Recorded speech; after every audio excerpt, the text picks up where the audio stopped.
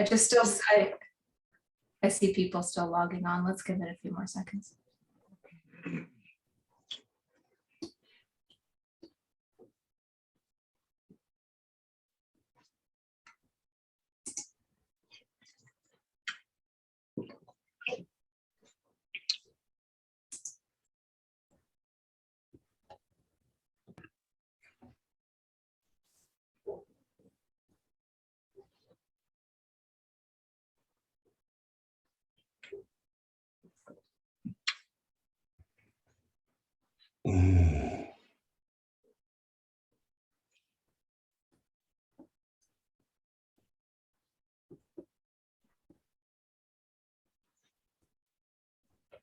All right, Karen, I think maybe we're good to go. I don't see too many new people coming now. Good morning. Good evening. Welcome to the Virtual Dharma Temple. We have been blessed to have Derek giving teaching on the four Brahma Viharas. And today he's embarking on the third, Mudita. And we're very much looking forward to your teaching, Derek. Thank you so much for coming and sharing with all of us, especially with the world events as they are. This is like the perfect teaching, and we're very grateful that you could come and teach. Thanks. So I'll just say a couple of housekeeping notes. If anybody wants to run the closed captioning, if you have trouble hearing or you just want, as I said last time, the comic relief of seeing what artificial intelligence does with non-English words like Sanskrit words, you can click live transcript or closed captioning on the bottom of your screen. The meeting is being recorded and it will be posted on YouTube. And in the short term, you can also contact me if you want access to the recording. In the chat, I'm going to post a big block of text that has a lot of useful stuff. It's got the link for the recording. It's got Derek's email for Donna. It has a link for the Virtual Dharma Temple email list and Facebook group if you prefer that way. A link to Derek's academic writing. I think that's it. So I'm just going to repost that because I've noticed that you can't see something that got posted to the chat before you joined. So one moment.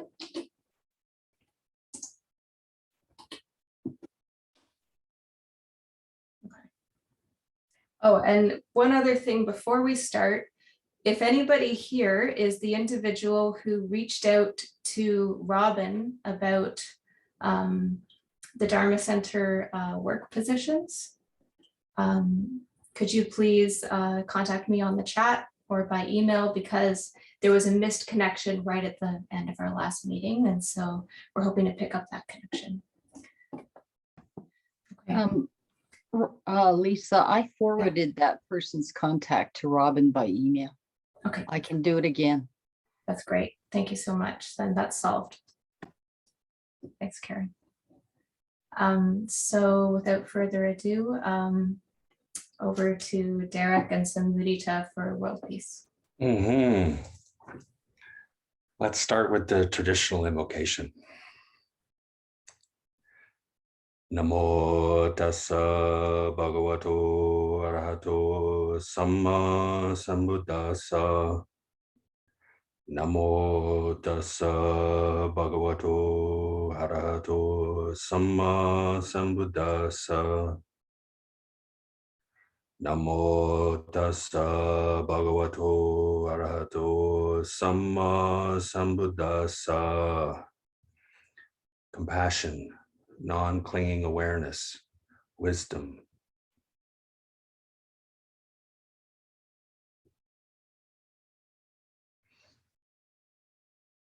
Before we go too far into this, as some of you may know, probably better than I did, It turns out that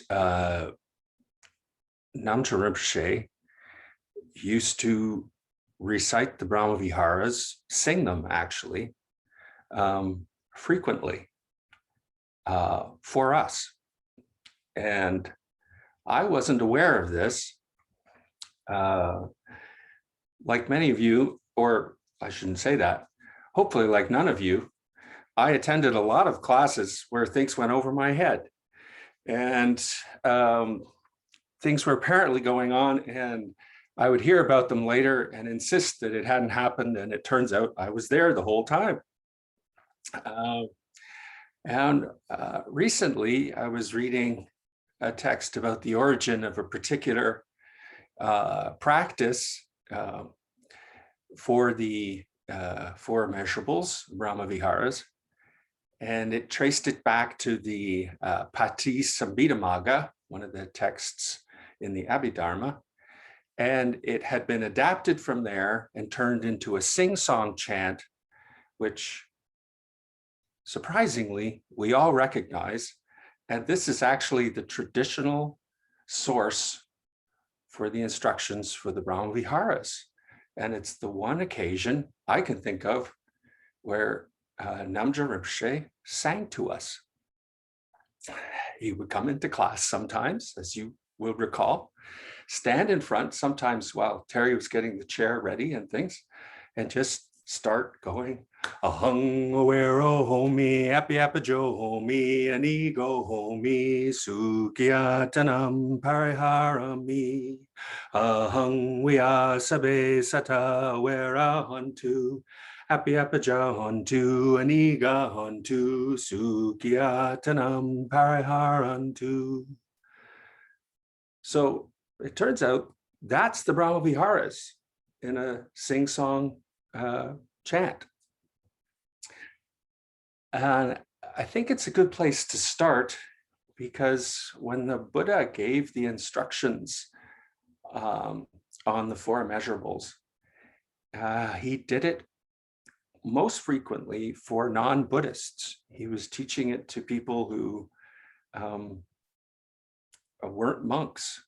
When he went in the classic presentation in the Kalama Sutta, which is often talked about as the place you can find the argument for critical thinking, don't just believe in doctrine. The Buddha segues straight into cultivate metta, loving kindness in the forward direction, and so on, and then compassion, and then sympathetic joy, and then equanimity. And he's doing that for a group of people in a town who, the particular thing about that sutta is that group of people were at a crossroads, and they were getting religious prophets coming through their town, a dime a dozen. They were constantly coming through. And so when the Buddha shows up, these people, not unlike some students who we may have done things like this, said, why the heck should we listen to you? I mean, you're just the sixth prophet through today. I mean, there's nothing special. Tell us why what you are peddling is worthwhile. And he gave the classic sutta, that is the sometimes kind of nicknamed the Kalama Sutta.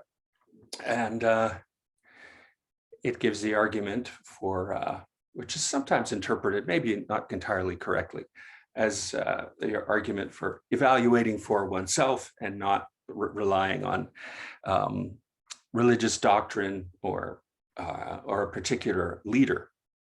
But in it, he segues straight into the Four Immeasurables instruction. And as the current translator, Bhikkhu Analayo, has said, this is because, in part, the Four Immeasurables give a foretaste of the final goal. They are a preview of what the awakened emotions are like. And when he comes to the end of that section, the Buddha this is now, he says that this feeling of boundless love and compassion, not measured, is felt like a mighty trumpeter the sound goes out in all directions like a mighty trumpeter. And I think that's interesting because in a lot of the meditation instruction we get, often consciousness, the analogies and things we discuss have to do with light, luminosity, clarity. But with the heart, the Buddha's analogy that he uses is sound and this feeling. And I remember thinking at one point, well, this is a lower level of stuff. Light is the big deal. It's insight. And, that's where we all want to get to. Sound is kind of, a low level kind of metaphor to work with. And then it occurred, well, actually, if you're meditating, I was thinking of this meditating in Wat Mahatat, where Rinpoche had practiced, and there were these really large, this is in Thailand, pillars.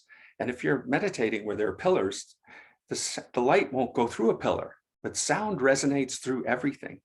It penetrates and reverberates. And I think it is a good metaphor for this practice. And also because when it comes to joy, sound is a much better place to start evoking joy, laughter, humor, singing. For me personally, a terrible singer, choirs have been a great place to experience cooperative joy, sympathetic joy, particularly appreciating other people who can actually sing. And that's why I wanted to start with the song, because we have most of us on this call who studied with Rinpoche. We had the fortune of this fantastic teacher, but who also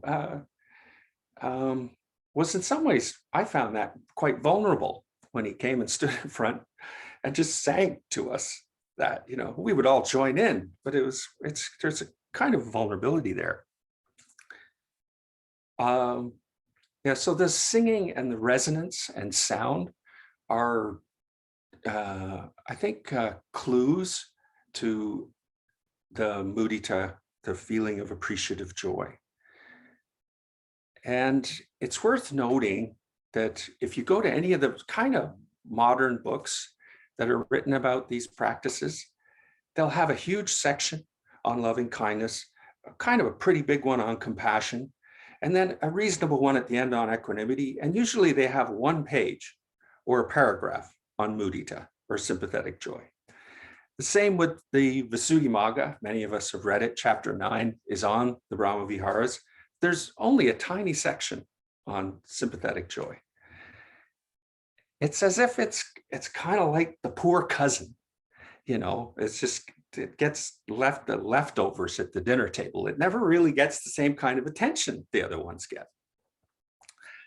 But when I came into the teaching as an activist and looking for a practice to do, Rinpoche recommended the Four Immeasurables, but he particularly said sympathetic joy. Because if you're involved, or for all of us, when you're an intelligent person who, or as he would often say to us, right, if you have a modicum of intelligence and you have a reasonable heart, you're going to notice suffering in the world, and it's going to be really difficult. And if that's kind of one wing of our empathetic ability, the other wing that balances us for balanced flight is empathy with joy. This is the ability to see and recognize joys and victories, successes in others, and appreciate them, and not to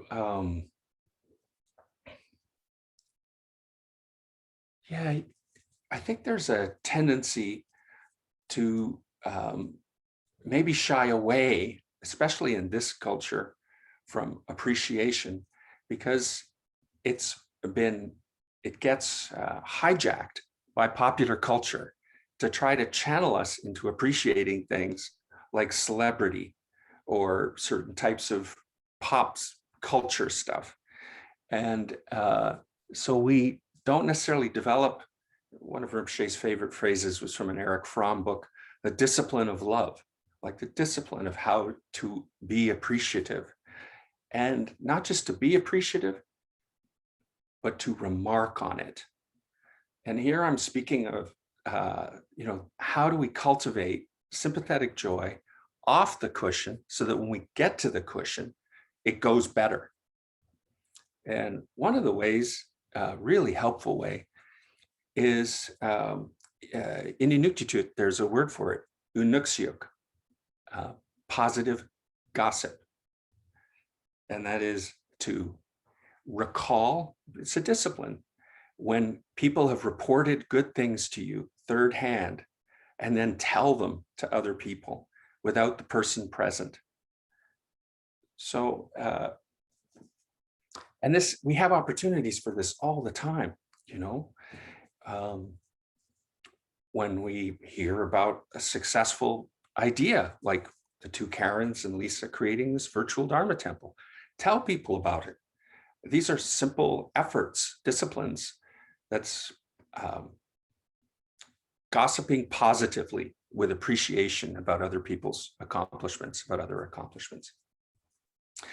And it, at least I think it develops a sensitivity so that we notice people's successes and victories. The other thing to say is these successes and victories and joys are not zero sum. We're not celebrating things that come at the expense of someone else.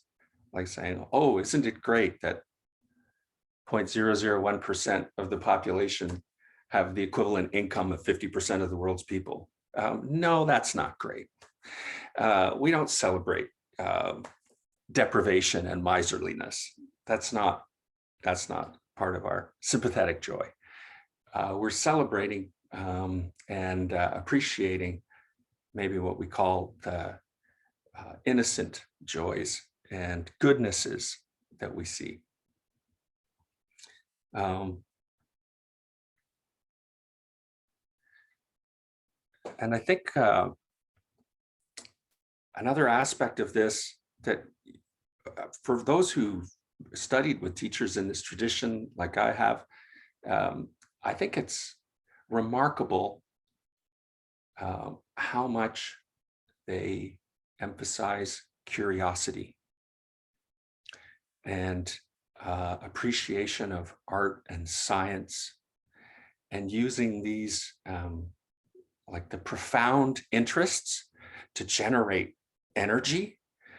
And here you'll detect it, I think. We're talking about the 7 factors of awakening, which actually kind of mesh. And the Buddha and Sariputra actually, there are discourses where they discuss the meshing of the 7 factors of awakening and the 4 immeasurables. They're worth looking at. In part, it was Senge who drew this to my attention once. This sort of comparative thing. He said, have you ever noticed that of all the teachings, those laundry lists, the 30 this is, the 5 that's, the 4 this is, we're trying to memorize them all if you want to be a good Dharma student. It's like there are a couple of favorites Rinpoche had. And in the standard canonical Pali teaching, the Eightfold Noble Path gets kind of, and the 4 Noble Truths get like, they're placed pretty importantly. And Rinpoche didn't neglect them, but pride of place went to the 7 factors of awakening. Like he really focused on that more than any other teacher I've come across. And almost like a Cole's Notes, if the first one is sati, and he would do those balancers. Sati's the balancer. You have an active and a passive. You have curiosity and energy and bliss, and then pasati, samadhi, upekkha. Calm, concentration, and equanimity. So, but those were the 7, and he would lay that out on a chart on the blackboard for us.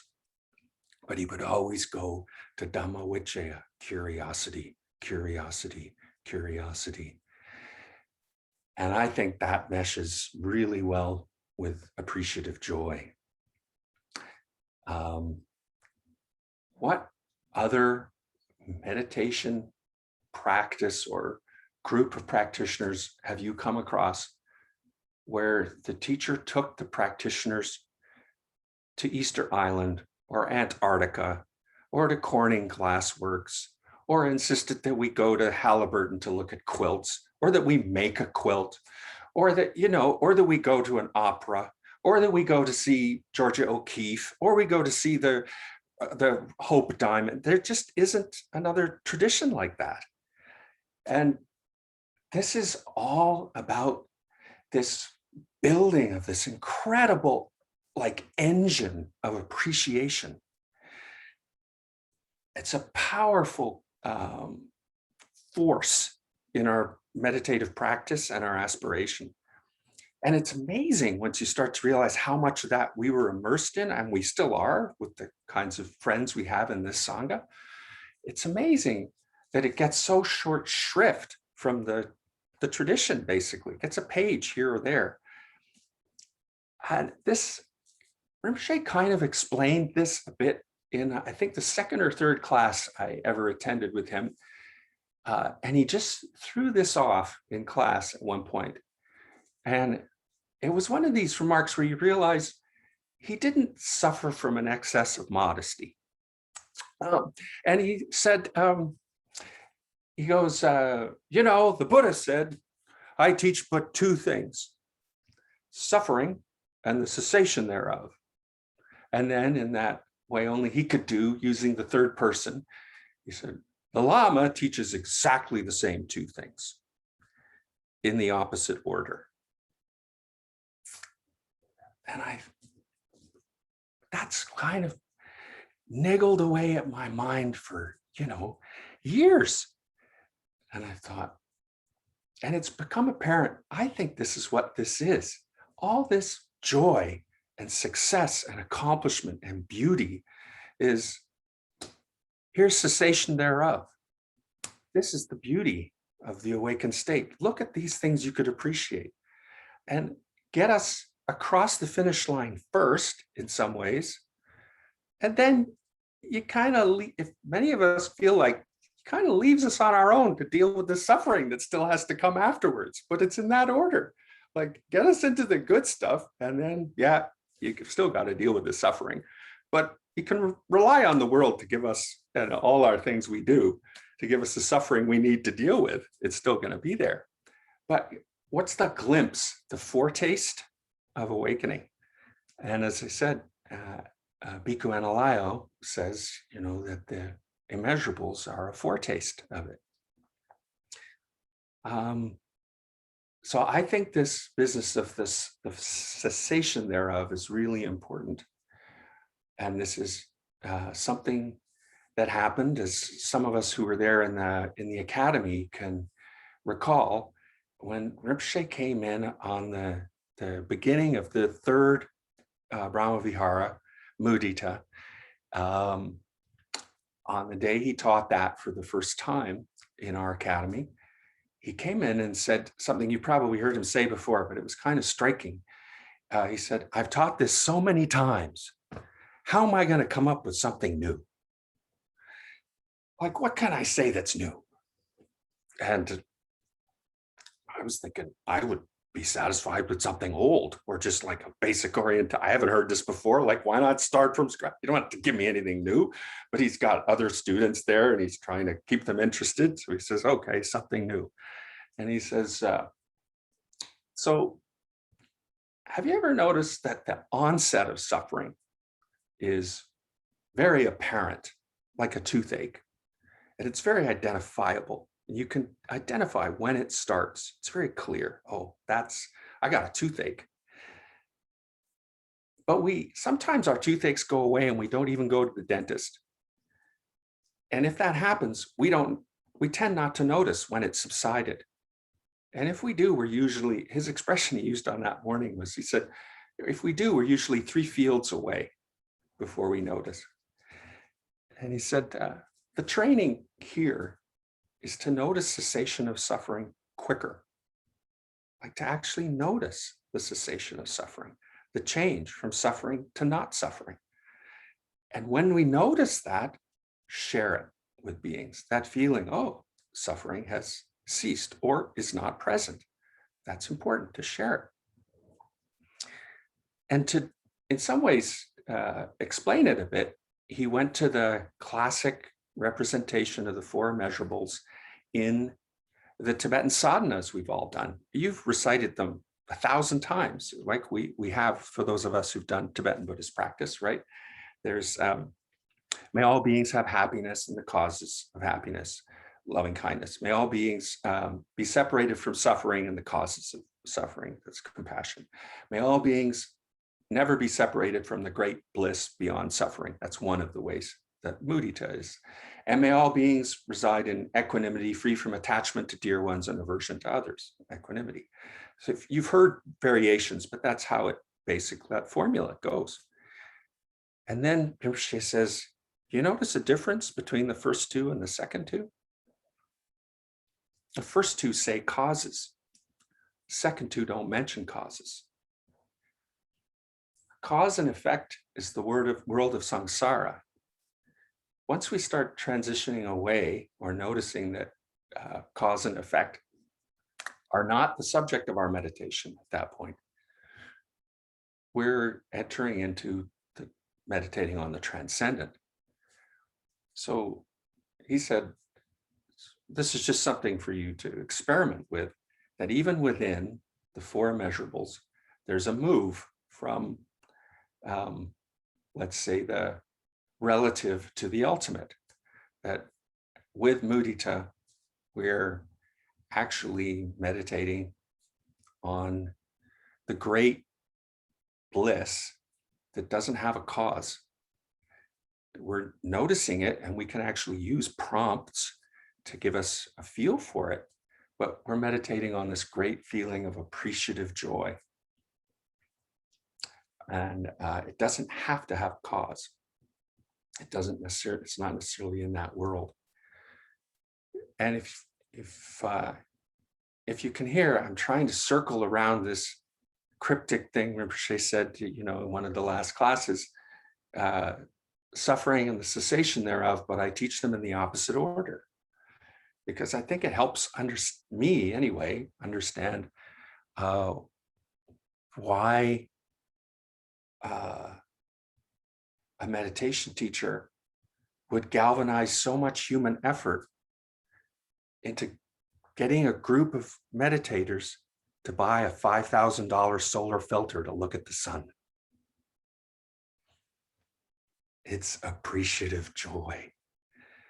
And it's marshaling that curiosity and appreciation of kind of magnificence, the mind-blowing stuff that is actually right there all the time.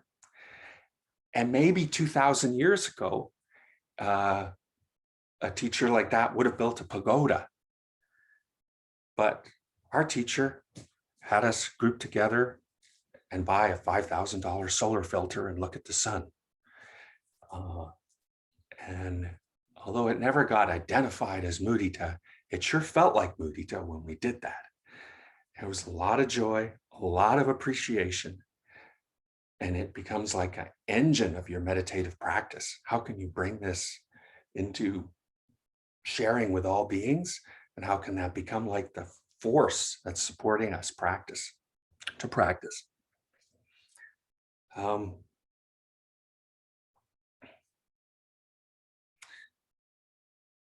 And back in 2010, I think it was, I mentioned when we were talking last week that one of the things that we all benefit from is when we get to sit in cars. There's a comedian who has a TV show, driving in cars with comedians and getting coffee. Well, we drove in cars with Dharma teachers, and we got instruction on awakening. And if we were lucky, And some of us, not pointing fingers at anybody, Rob, got more opportunities to drive meditation teachers places. And others of us didn't get to do that as often. But when we did, I found anyway, it was really enlightening. And one of the teachers I got to drive for 5 hours back in 2010 to a conference was the translator Bhikkhu Bodhi. Most of us use his books, of the Pali Suttas. And of course, poor guy, trapped in a car with me for 5 hours. And of course, I'd already had a list of things I was going to grill him on. And one of the ones right off the bat was,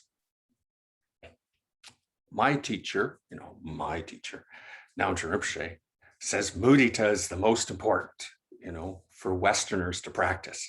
And this was something he had said in class. What do you think? And Bhikkhu Bodhi, I agree. Okay, I was expecting an argument, but no. And he said, no, I agree with that. And I said, well, why do you think that? And he says, well, because we're in a predominantly competitive capitalist culture, and that cultivates envy. And he said, and people are supposed to want to go out and get things all the time. And appreciative joy is an antidote to that. It just it's like kryptonite for capitalism. It's not about accumulation.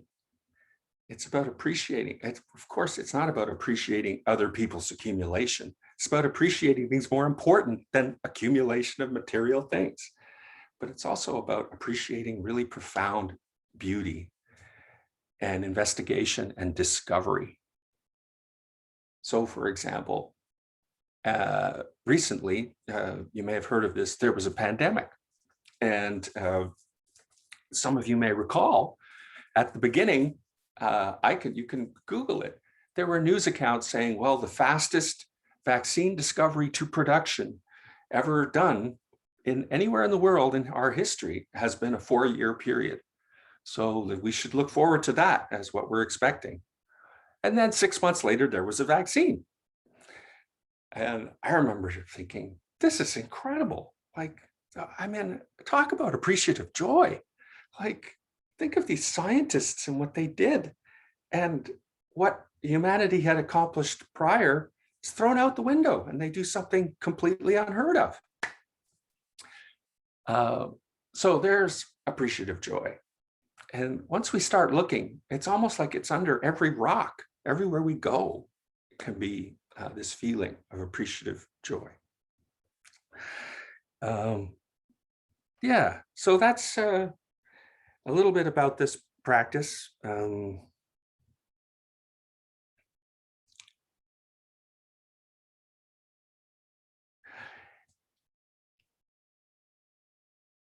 I think one of the, just when we go into each of these, one of the dangers is, at least that I suffer from, is expecting that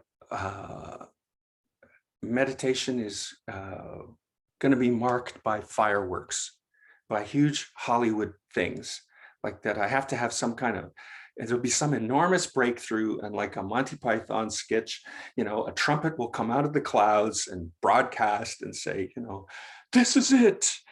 This was the fantastic thing you were looking for. And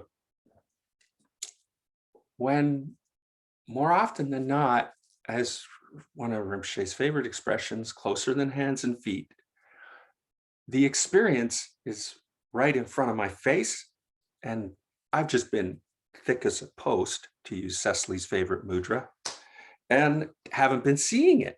And that's the problem. In a really, really helpful text, as it is the title by Tulku Urgyen Rinpoche, he says, many of these things are so ordinary and daily that we're not paying attention to them. And with appreciative joy, yes, I can cite examples of extraordinary things, but in a way, there's a spectrum of just the simple appreciation of metabolic movement and the body itself. This is, I think, why Rinpoche emphasized us noticing and working with, before it became a TV show, Grey's Anatomy and the systems of the body, and why we start each of these practices going through the systems of the body. It's an appreciation for this metabolic mirth. It's a little bubbly happiness in the system when it's working, and parts of it are usually working. Otherwise, we're probably not sitting upright meditating.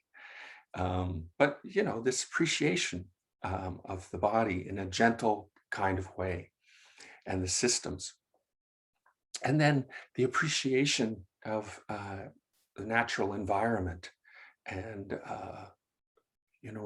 these are subtle things. They're not necessarily big fireworks, but they're an active part of our ongoing stream of consciousness. And so we tease that part to the surface and focus on that feeling. So that's a little orientation and a trip down memory lane for those of us who practiced with Namgyal Rinpoche, some of the things he taught about, and what I think, at least what I felt he was emphasizing with this, with the way his interests directed us along the path, or suggested these kind of curiosities could fuel us. So we're going to do the practice now, if that's all right. And we'll do it the same formula we've done before,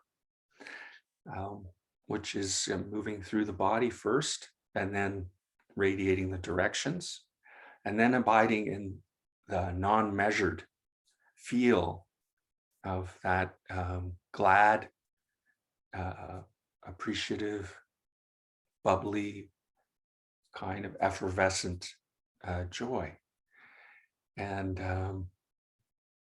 then we'll come back and we'll direct our questions and criticisms to the women on your computer, which would be great. But so let's start. And if it's helpful, as in the others, feel free to use prompts. For me, Ayakema and Pema Chodron really emphasize using dogs for mudita and joy. Dogs are really good cats are a little kind of standoffish, but dogs are really great. They are completely unabashed and have no shyness about showing you joy, so you get to appreciate their joy. And heavens, you don't need your own dog. This is the whole point of appreciative joy, is to appreciate other beings. So you can recall dogs leaping through the snow and playing and being kind of moronic, and how joyful and lovely that is. But there'll be prompts that feel appropriate for you. And if you need, we use the prompt to get that feeling, and then we let the prompt go. And if we need it, we refresh with that prompt or a different prompt again when you're doing the practice. So let's start with the, as we have the last couple of times, with the Jamgon Controls orientation of working with light in all directions and coming down into the heart. So we get ourselves in a comfortable position, appreciating this body. And imagine light in all directions, gathering about 18 inches above the head and forming into, imagine a living being above your head who represents spiritual joy, spiritual accomplishment. Could be a meditation teacher, Jesus Christ, Mother Mary, Florence Nightingale.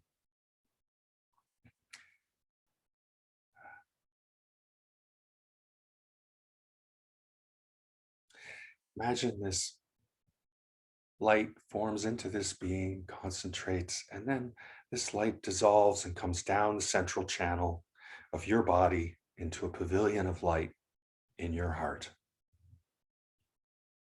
And this is the transcendent light mixing with the light that associates with our name. For in truth, they are both of the same nature.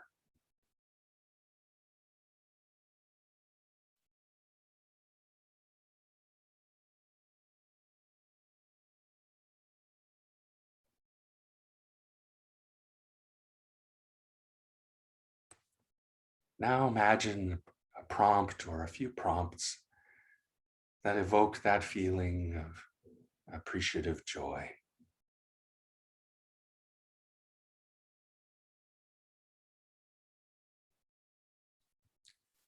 It can be when we've been playing with a baby or watching dogs frolic, seeing people share laughter, but also success and accomplishment. When a child or relative runs in happy with a good report card.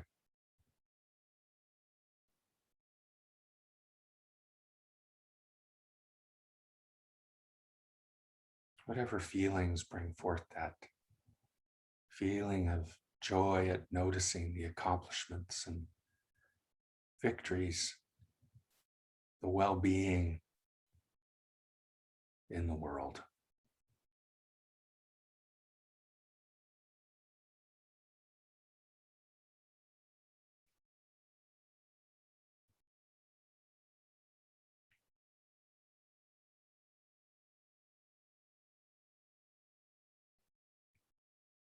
Now we take this feeling and imagine it permeating the body,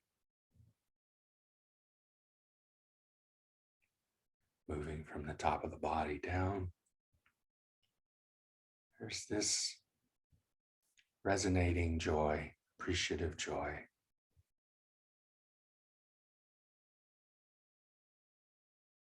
In the bones of the body, in the skull and the jaw and the teeth.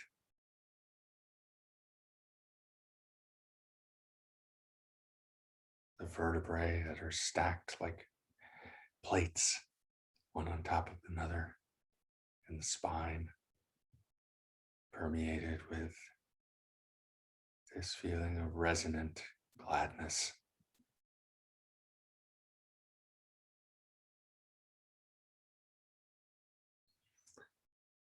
Radiating out from the spine or the ribs, also resonating with joy.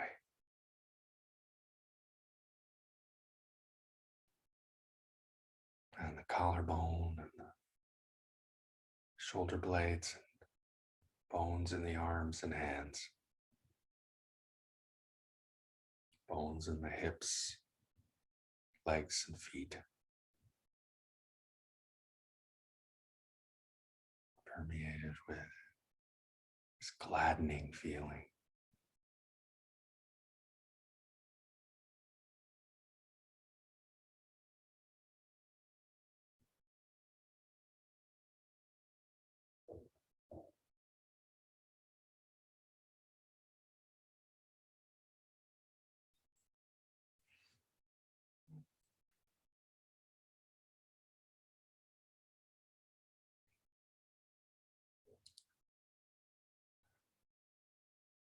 Now, flesh and muscles around the face, cheeks, mouth, and the neck, permeated with resonant joy.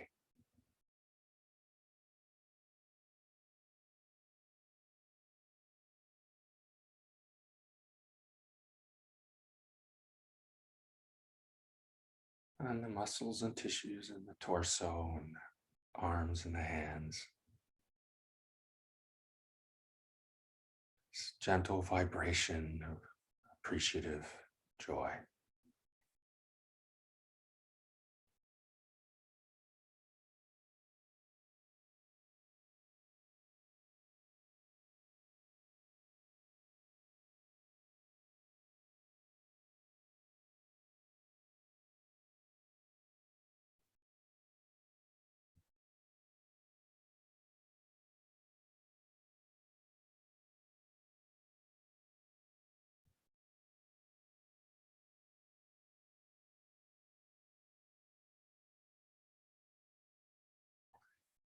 and the tissues and muscles and the hips and the legs and the feet. Appreciative joy.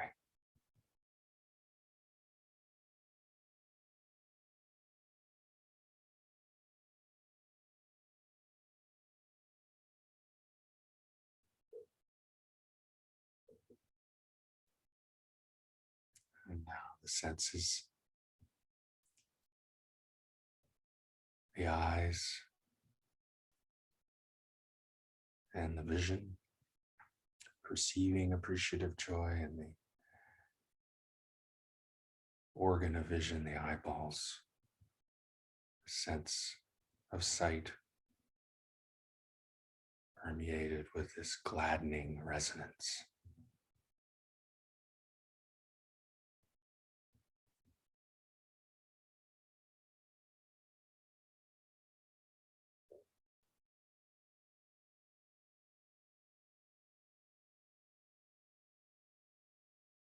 And the sense of smell, the nose, sense of taste, mouth, also permeated with this resonant, gladdening joy.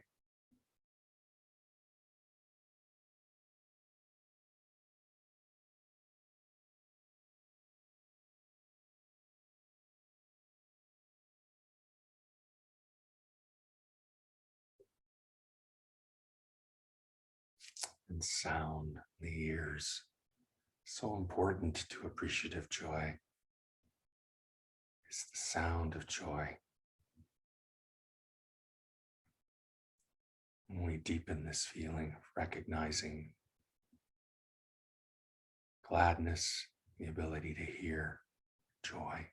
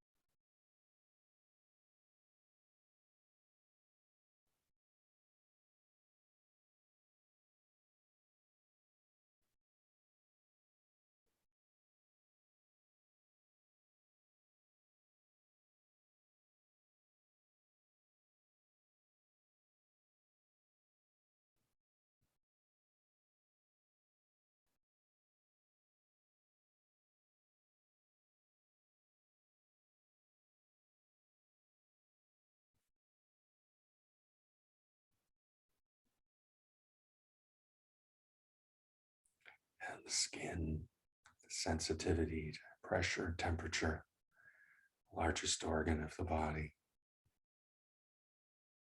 Touch, permeated with appreciative joy.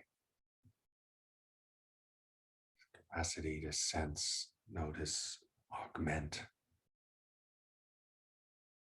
joy.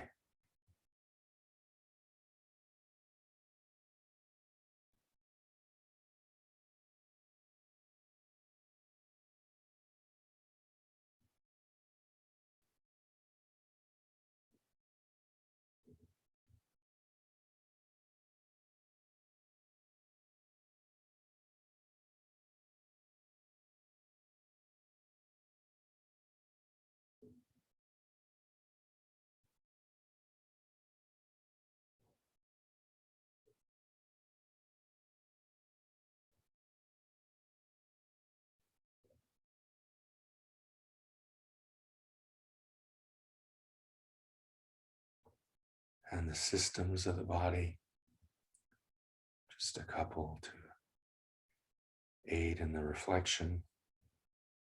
System of digestion,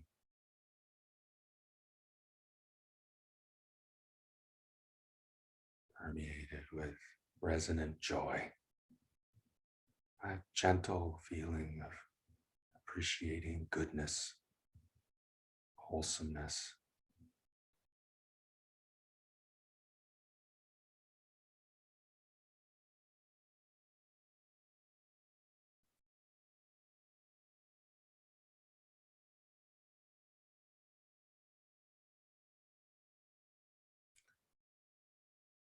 And the nervous system, like a communication system through the body and the brain. This vast network, a gentle hum of resonant gladness, wholesomeness, appreciation of wholesomeness, goodness.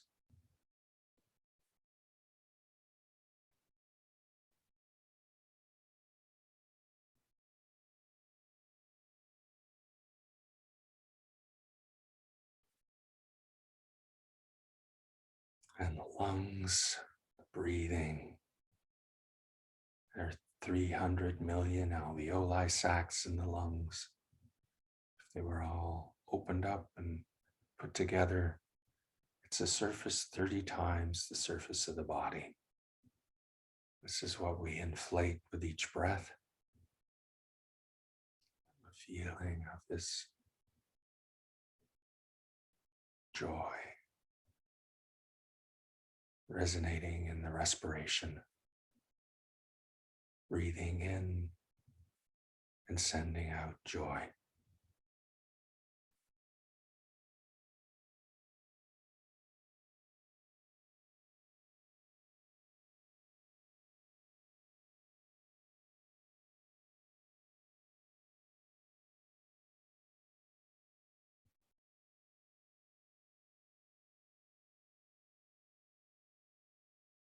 This gentle joy begins to radiate. Radiates, we notice, in the forward direction.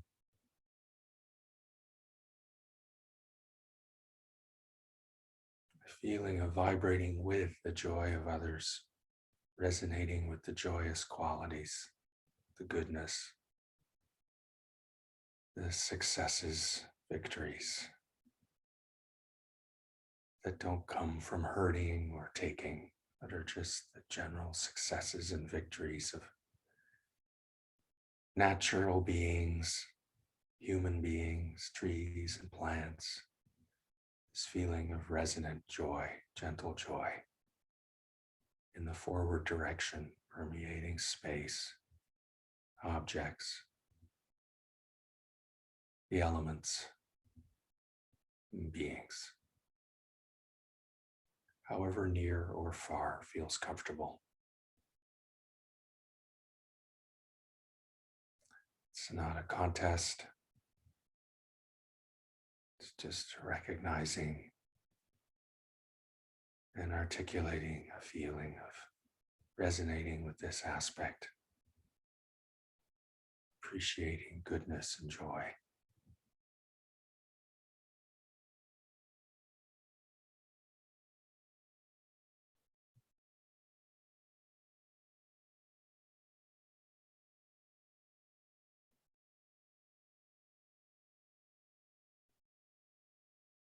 This gentle joy now radiates to the right as we move clockwise around the body.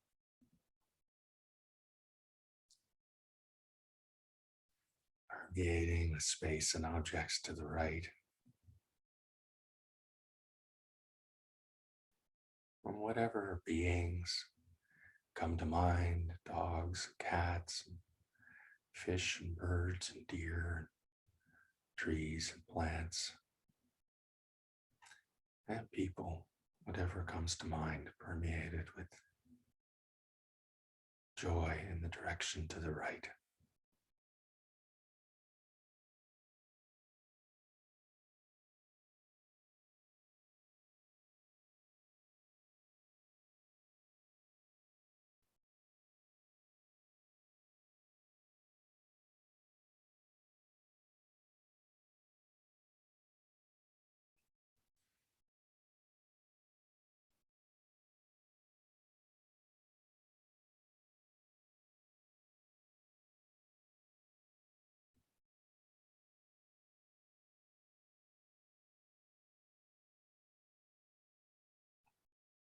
And we continue clockwise. Joy resonates behind us, as near or far as feels comfortable. This noticing and Feeling that we vibrate with the joy of other beings and spaces, joy of the natural environment, plants and animals and people, spaces and objects behind us.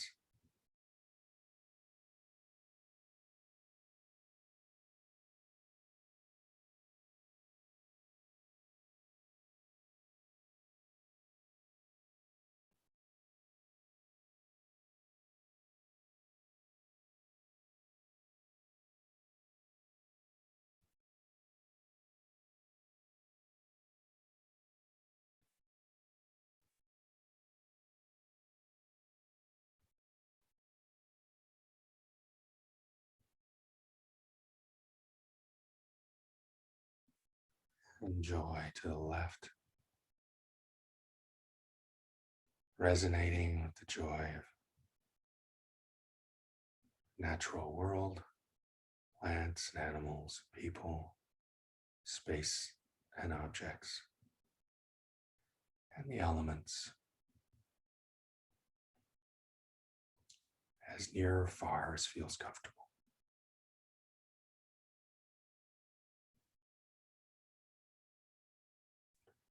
A gentle joy.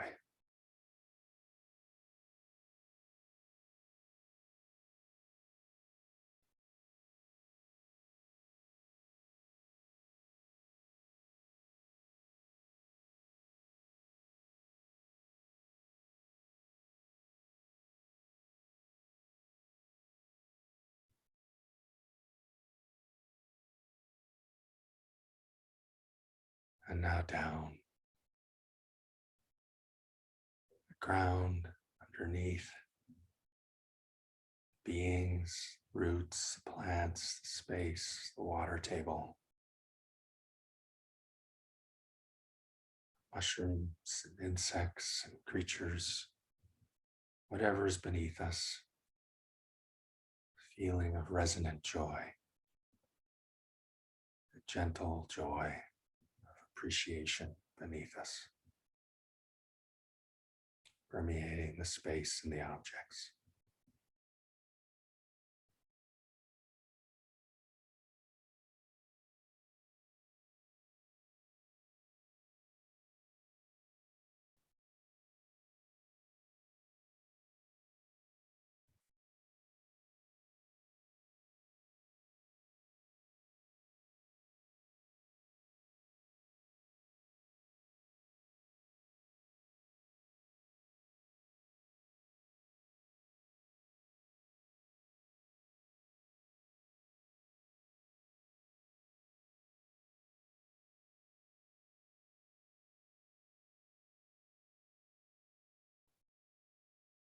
Above us, permeating the space, whatever objects and beings are above.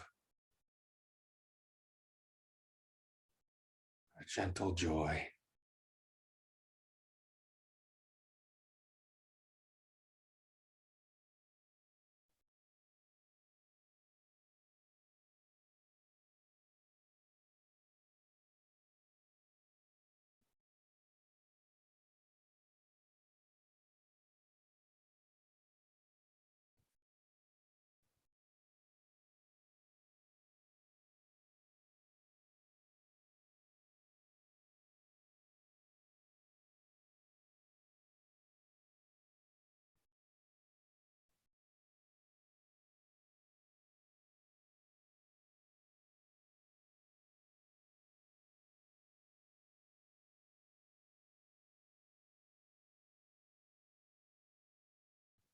This resonant joy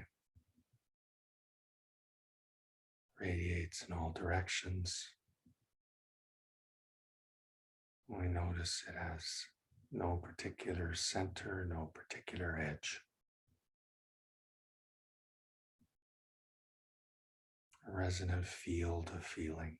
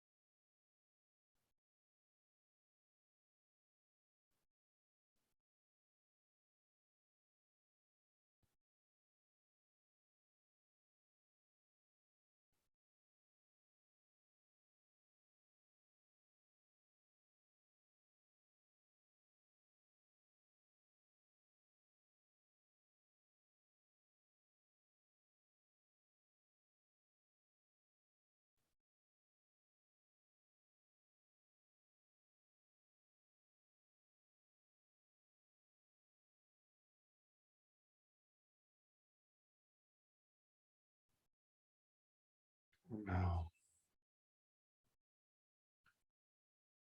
go from this immeasurable field of resonant, appreciative joy, a gentle joy, and we allow it to be directed, or we call to mind places, people, environments, and situations which we permeate with this feeling of healing and resonant, gentle joy.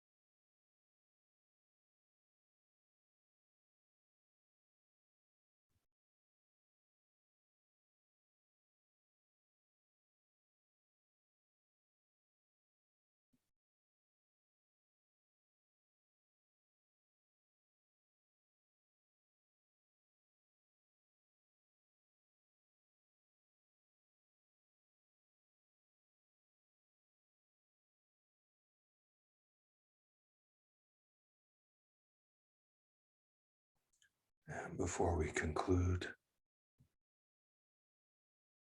we review the practice for anything that stands out. We take note and let it go.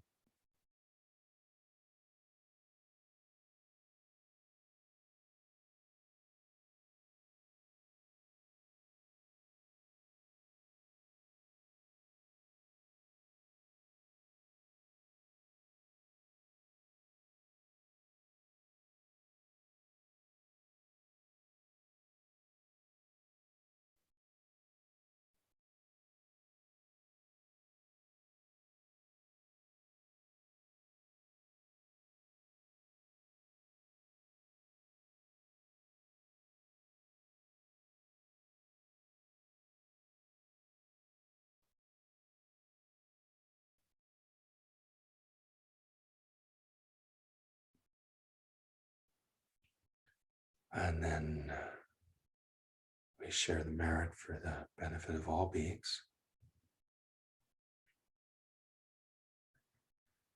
Idam te punyakam aswakya motu. Idam te punyakam aswakya motu. Idam te punyakam aswakya motu. Sabe sata sukhitantu. May all beings be well and happy. And by the power of this action, may we attain awakening. Having attained awakening, may we defeat all unwholesome states. Through the endless storms of birth, illness, old age, and death, may we help all beings cross the oceans of suffering of the worlds. By the power of this action, may all our teachers be well and happy. May they abide happily and have long lives and travel safely and spread the Dharma as vast as the sky. Sadhu, sadhu, sadhu.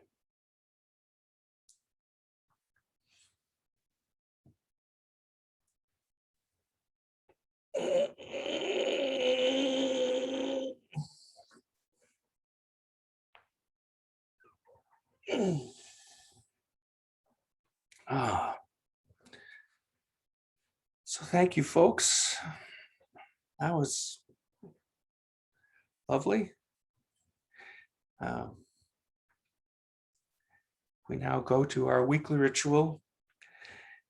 Karen has now opened the complaints department, and questions can go to Lisa Cowan. Yes. Thank you.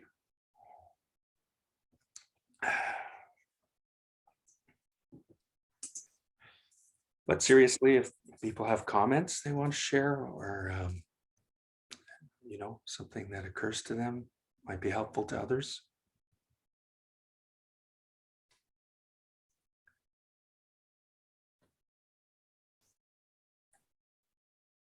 I was thinking this morning before we opened the session about that phrase, and I couldn't figure out what the origin of it was, but Rinpoche used to say a lot, "Hail to the wisdom that is ripening." Mm. And that kind of was with me through the meditation. I don't know what the origin of it is, but kind of thinking of that today. It's in the Red Manjushri sadhana, among others. Ah, Got it. Thank you. didn't know that. Thanks.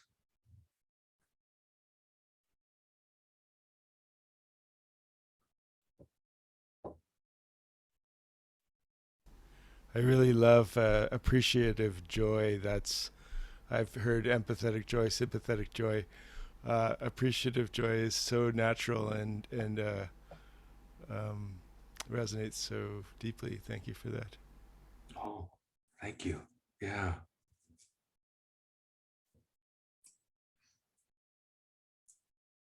I find that often there's a blurring of the difference between loving kindness and appreciative joy. They sort of flip-flop back and forth, and the energies for me are so similar. Mm-hmm.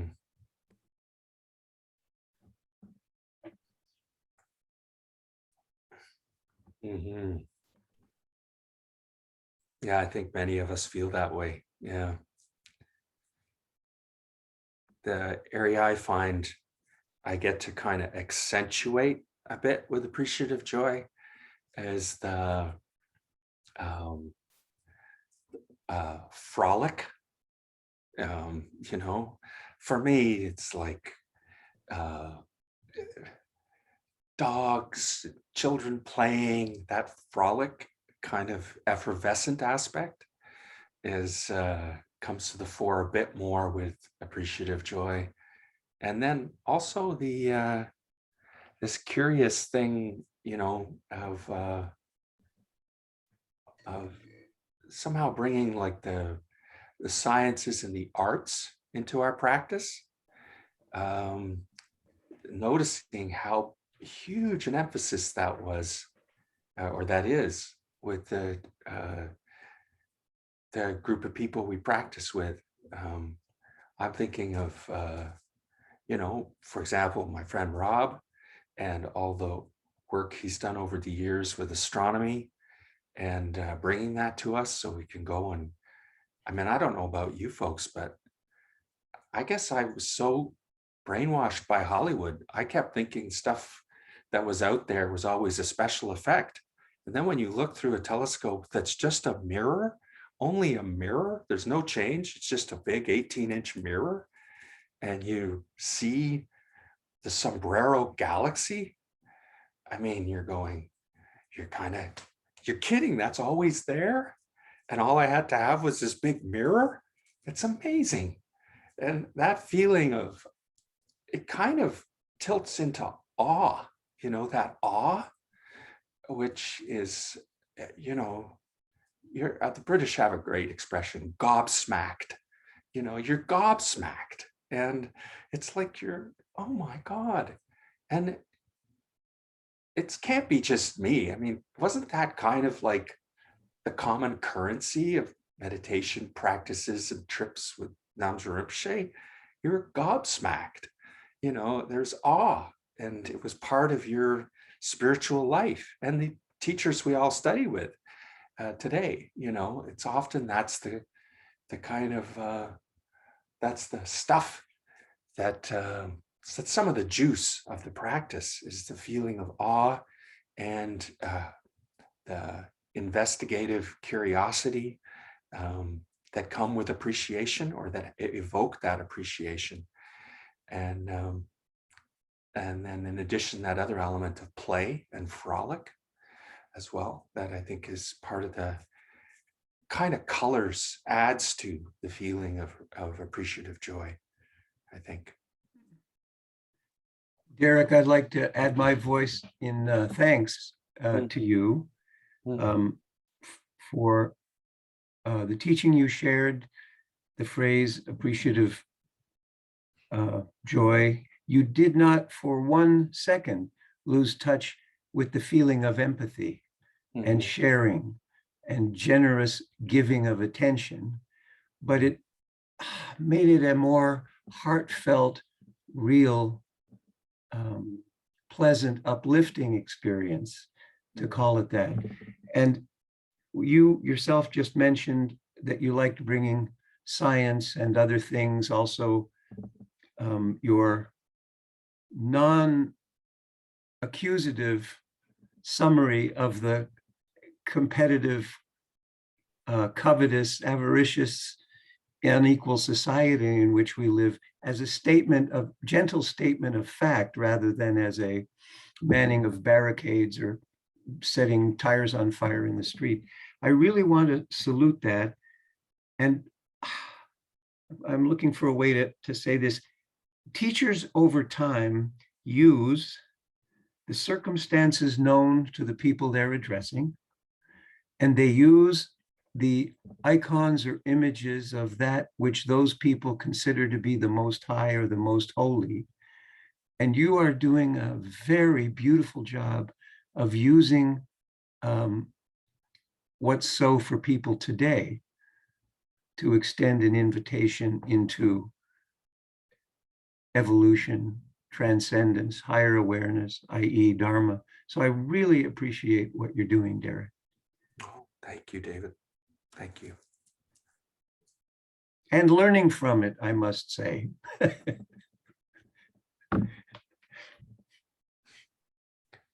think I've joked before that I think there's an article we all have to write, sort of, at some point, and the list keeps getting longer, but originally I thought it should be titled 10 Reasons the Buddha Had It Easy. And, it's like when you start looking at the kinds of things that are arrayed against us as meditators in this civilization, it's compared to an indigenous practitioner from the kingdom of Magadha who walked mostly barefoot in a natural environment. I mean, sure, there were problems and he lived in hierarchy and that kind of, but compared to the kinds of obstacles arrayed against meditators today, it's a miracle any of us meditate at all. And or that we get anywhere, frankly. So I think we have to support each other in this. And the other thing, and maybe some people wouldn't feel like this, but my mentor, Bill Phelan, has said after his travels around the world and studying with a dozen or more spiritual teachers, people like Ram Dass and Krishnamurti, and then meeting Rinpoche as well. And he said the thing that struck him about Rinpoche, and that's what I feel in this group,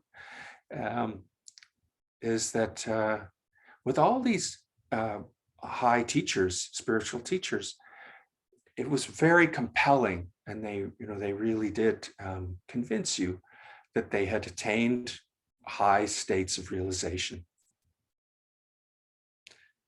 And this wasn't necessarily, this is of course part of what we experienced with Rinpoche, but the other, or the key aspect that stands out with Rinpoche was not so much that he convinced you that he was awakened.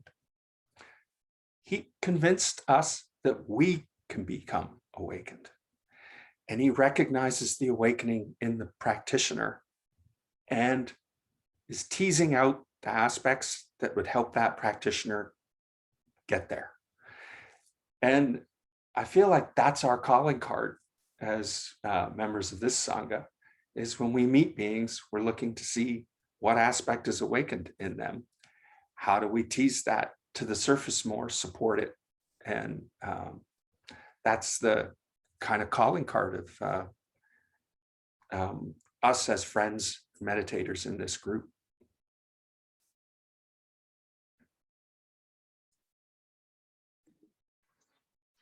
Derek, in the late 90s, we had a premier in power, and he was causing a lot of discord with and lack of self-esteem with the teachers and nurses and doctors. It was seeping in every aspect of our society. And at the time, I was working in a spa, and what arose was to create the appreciation revolution. And so everyone who came in, whether it was someone who cleaned houses for a living, or a teacher, or a lawyer, or a doctor, nurse, I talked to them about the appreciation revolution. And all it was that, to what you were just referring to recognize the awakening in everyone. So when they go to the bank teller to express their appreciation for what the bank teller is doing that day, or if you've met the garbage person at the end of the driveway, to do the same. And it was quite remarkable to see the shift, because people were being demoralized. And it was really, really uplifting to see the shift in people, and to see it spread in the oddest ways. Like, you know, I'd hear it coming from a different direction, and wondered, oh wow, like there really is like movement once you let it spread, and activate it in others who wouldn't normally hear or think about it. Or maybe they were in a situation like back then where, and just like today, you know, there's so many people who are deeply being affected by what's going on in Europe. And, you know, it's really up to each of us and each individual to lift each other up, and practicing appreciative joy, and then going out and encouraging or sharing your appreciation of others, whatever work they do. It just has a very positive impact. I just wanted to share that. Thanks, Karen.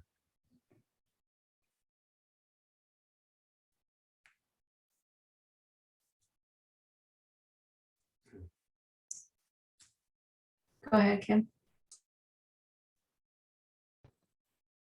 When you started us out with placing above your head the light and personifying it as somebody that you felt great joy with, I immediately felt the Rinpoche. And by the way, I really appreciate, Derek, all of your references to Namgyal Rinpoche. They really evoke great joy in me when I hear them, and a sharing with our Dharma community. But anyways, what then briefly or soon after spontaneously arose for me was an incident that happened in Australia. Rinpoche was teaching. The Australian students rented 3 houseboats on the Murray River, and Rinpoche wanted to go up the Murray River and check it out. So we would get teachings on one of the houseboats, and every day, and then we'd carry on and go up the river and explore and so on. And I remember one day he chewed me out for something I can't remember. Well, I do remember, but I'm just not going to tell you. And so I was kind of wrecked after that, and we were docked, and so I started kind of wandering up and down the shore, and I was in a really low state. And he caught sight of me from the boat. He was kind of lounging on his houseboat, and he caught sight of me, and he got somebody to pull me in. And so I got onto his boat, and he said to me, where does a bumblebee go to the bathroom? And I thought, well, heck, I don't know. Pause. And then he said, at a BP station. There was a moment of silence, and then I just erupted in laughter. And as he saw me erupt, he erupted in laughter, and he slapped at me, and we just had this explosive, few moments of total joy. And it was such a wacky joke that he told, that something so base seemingly could bring such joy to both of us at the same time. And I mean, that's what filled me in the meditation, was this unadulterated, uncensored joy. It was just wonderful, I just wanted to share that with you. Oh, that's fantastic. Anyways, I felt better after that. Whatever I was worried about, it was gone. It was gone completely. And that's a real teacher. I mean, humor and that comes out as that kind of joy. It just obliterates suffering. Like, what the heck was I worried about? Yeah. What a teaching. Thank you, Kim. Yeah. Oh gosh. It brings to mind, I don't know if he did this in the academy when you were there, but Rinpoche made reference once to R.D. Lang, and we were given a video to watch of R.D. Lang talking about his techniques. And he talked about R.D. Lang relates the story of having a particularly curmudgeonly patient come to see him for therapy. And he says he can't get the guy to laugh or do, he can't get him to lighten up. And he talks to him says, well, what's your hobbies? Or do you like this? And the fellow's like, no. And eventually, after, they go through a long session, and he eventually says, well, do you like to fish? And the guy goes, oh yeah, I like that. And he says, well, when was the last time you were fishing? And they start to relate about this. He tells us how great it is. And then R.D. Lang says, well, time's up. And the fellow goes, but wait a second, you didn't fix my suffering, my problem. And R.D. Lang says, well, where is it now? Exactly. Where is it? And the fellow says, well, it's still here. And R.D. Lang says, well, if you must, come back next week and we'll address it. And then he says to the group of therapists and students he's talking to, he says, our job is to get the patient to realize that if they just turn around, the cell they think they're locked in has an open door and they can walk out anytime. If we can just get them to turn around and see it.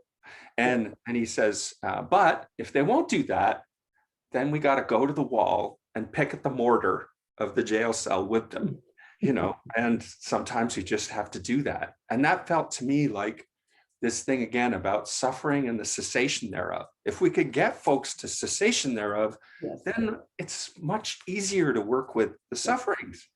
And sometimes they're just not there. Yeah, and your point about Rinpoche taking us to all different places.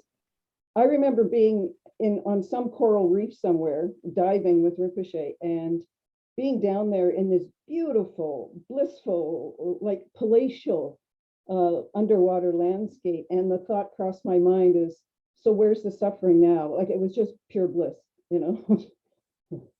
Yeah. That's how we taught. It just take you to the bliss first. Yes, yeah. The other thing too is I was recently looking at this expression, and it turns out, at least if Google is right and my searching is right, Rinpoche innovated this, which was this line that we've all heard, there is suffering, but there's no one suffering. And if you look, it looks like that comes, it's a kind of an alteration of a passage from the Visuddhimagga. but it's not worded like that at all. And it seems like that's the only person who's ever uttered it that way is Rinpoche. Like when you Google the phrase that way, it comes up with him. And I remember hearing it and thinking it has the two meanings to it. You know, there is suffering, there's no one suffering, you know, in terms of an anatta understanding of a subject, but there's no one as an object. There's no such thing as a singular suffering. There is a wide understanding of how that, you know, of how suffering is. And it feels like part of the role of, I don't know for you, but one of the things I almost found, I tried it. I mean, you say it, you felt that liberation. I feel a lot like the curmudgeonly guy who went to see R.D. Laing.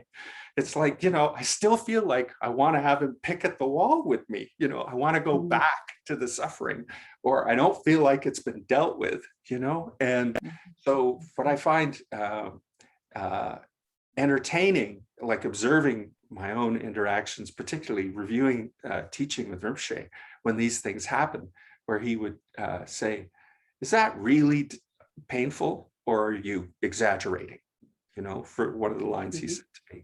And I had to stop and look and go, actually, I'm exaggerating, you know? And it's like, yeah, it's, I wanna play it up, you know? And he was quite happy to get us, as you say, out of it, and really quick. And it's a great gift. And humor, I remember Senge describing a class Rinpoche gave, I think at U of T, where he tried to open with a joke and no one laughed. And so he spent the next 40 minutes trying to get them to laugh, this group of people who were, you know, not regular students. And he wouldn't actually give a Dharma talk until he got a laugh, right? Until he got them to laugh. And this is something, you know, you've pointed out here, but this jostly humor is like the shaking up and releasing, you know, is really at the essence of like the most popular Chinese Buddhist sculpture is the Maitreya Buddha of loving kindness, but it's not like this one behind me here, which is a Maitreya in the Tibetan tradition. The Maitreya Buddha in the Chinese tradition is the one with the big belly and the arms up like this and the mouth wide open going, and that's the, you know, that shaking up and letting go. And it's such a fantastic feeling when that happens. And it's such a revelation for me when I turn around and go, oh gosh, it's gone. This thing I so strongly identify with and think is me and so solid, it's gone. Yeah. Yeah.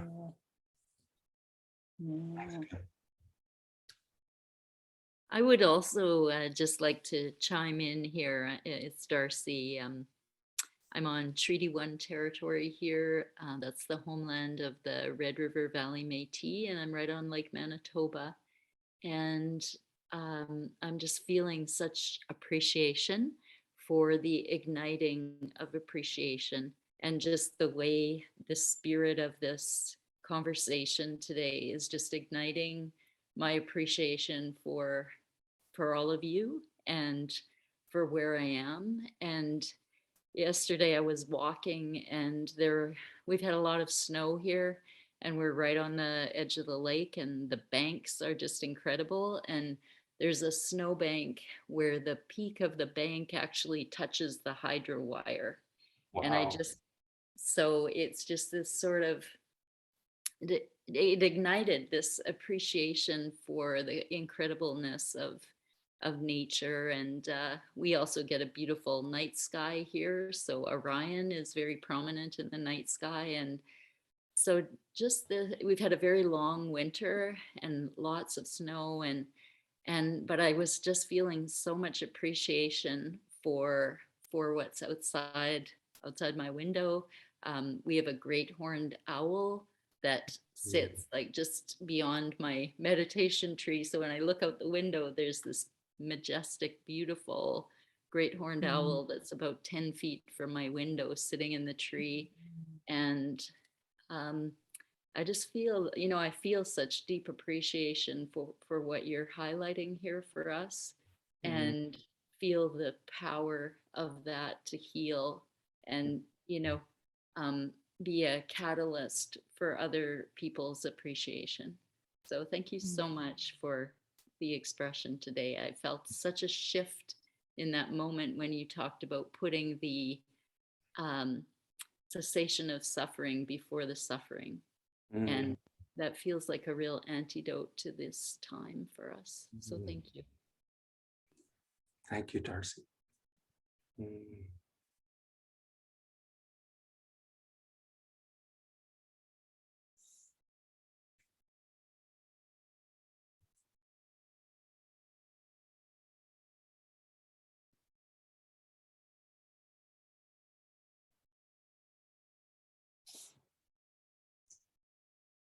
Eleanor, go ahead.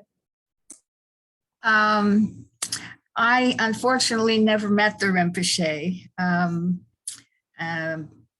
I could have through David Barry, but David Barry didn't introduce me. So what can I say? I had this image throughout of our youngest grandson. There was one day a few years ago when I was playing with him, and he was maybe a year and a half. And it was a simple, you know, I'd put a lid on something, give it to him, and he'd take it off, and I'd be totally shocked and amazed and everything. And he'd laugh. It's like his whole body laughed like jelly, you know, everything laughed in him. He was like pure joy, pure laughing Buddha. And we did it for a very long time. And every time it was like this huge laughter coming out of this little body, that like his belly was shaking, everything was shaking. It was so much joy. So I just wanted to share that. Yes. Thanks, Eleanor.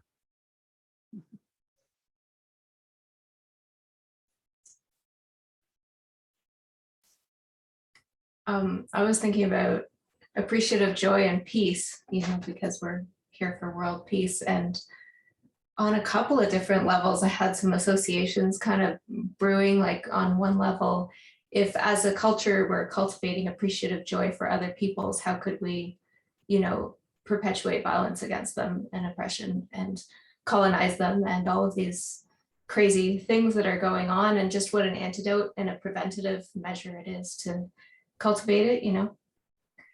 I was kind of thinking about young people and appreciative joy as a mother. And I mean, well, you know that ages ago when we were talking about appreciative joy, I was talking about like just the glee at the perfect fingers and toes of a newborn baby, and just like, you know, like it's just, oh, it's so good. It's so perfect. The body is just like, you know, developing as it should naturally, and just the joy that you feel about that. But then your kids get older and it can be harder to feel appreciative joy, you know, like my kid is 6 and he's really into video games. But you know, in this meditation, I was kind of thinking about to have appreciative joy for something that is other, you have to learn about it. So like if you want to have appreciative joy for why somebody won a Nobel Peace Prize or a Nobel Science Prize, or why does Rinpoche have that expression on his face or whatever, you need to grow and develop, you know, your understanding. But kind of, it was a bit of a double take for me to think like, you know what, maybe I need to think about young people and how they're going to bring world peace, and maybe what my son is doing on video games is somehow going to morph into that as he matures, and if he's got, you know, like who knows what the future holds, right? So anyway, I was just thinking about young people and how they've done so much with climate change, and how climate change is so linked to world peace right now. They're so interconnected, and just like, wow, where are they going to go with that? And in ways that my limited understanding can't do. So. Thanks, Lisa.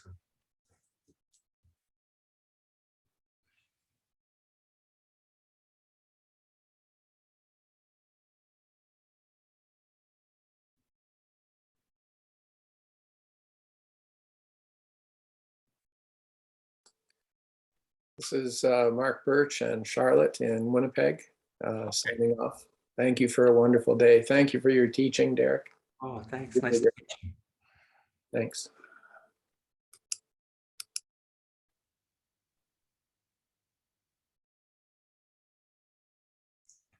Hey, Bill, you've got your hand up.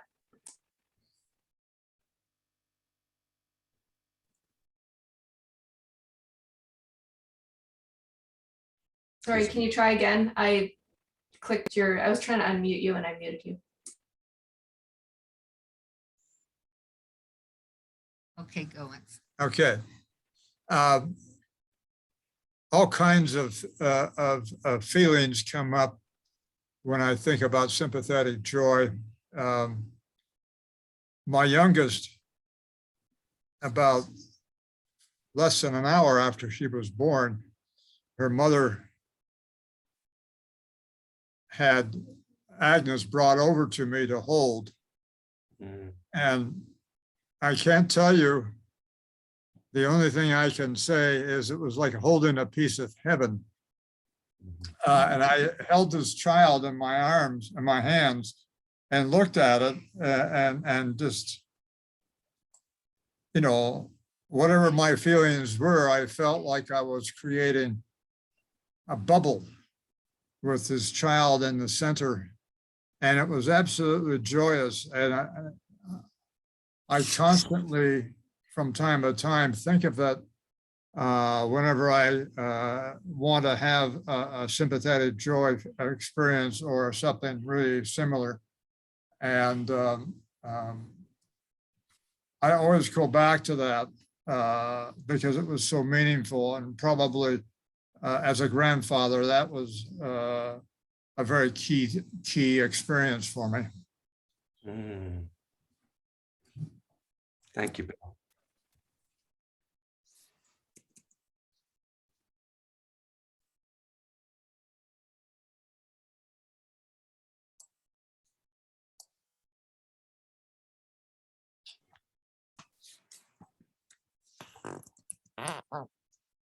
Go ahead, Mom. I just wanted to share a quick memory of Namgyal Rinpoche. He kind of got a bit of sympathetic joy from us too. Not only that he giggled about some of our silliness, but when we went to Antarctica and I was on a trip where Derek was there also, I distinctly remember Namgyal Rinpoche standing at the top of the stairway when we were coming back from 6 hours of watching penguins and petrels and sea breezes and everything in Antarctica, and kind of like catching a whiff of that amazing state of happiness and joy we were in from having had that experience. So I think he got a bit of a kick out of us too. Thanks, Susan. And I just want to say, one of my greatest joys, aside from playing with my grandson, and I think everything he does is really cool. And I think parents these days are too busy and miss it, but luckily grandparents get to experience it in their absence. One of my greatest joys besides that is having been in the teaching for, I think it's close to 51 years now. I'm getting a lot of gray hair. And watching everybody, all of you and everybody, hundreds and literally thousands of people I've met in this teaching over this lifetime, unfold and develop and let go of some of their problems and become wiser and contribute more and share their experiences and help each other and be there to be helped and related to and all those things. I always thought we'd move into a big commune somewhere, but in a way this is cooler because we have a worldwide community and we can Zoom without having to wash each other's dishes. So it's kind of fun, and who knows where it's going to lead to in the long run. So let's just see some more miracles unfold as time goes on. Thanks, Susan.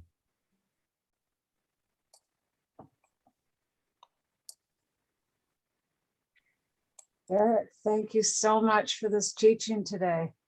Thanks, We Karen. really, really appreciate it. And we look forward to further teaching next week at 10 o'clock on Saturday. And we encourage everyone to practice Mudita or appreciative joy in whatever you're doing this week, and to have an impact on the world and bringing more joy and peace to one another. Thank you, Derek. Thanks, Karen. Thank you, everybody. Nice to see you all. Thanks for your Thanks, contribution. Derek. Yeah. Thank you. Bye, Yeah. everybody. Thank you so much. Thank you. Thank you, Derek. Thank you, everybody. Thank you. Thank you, everyone. Thank you, Derek. Thank you, Derek. Bye, everyone. Bye. Thank you, Derek. Thank you very much.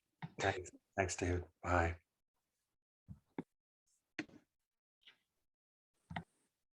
Thank you so much. Everybody think some happy thoughts this week. Will do. Thank you.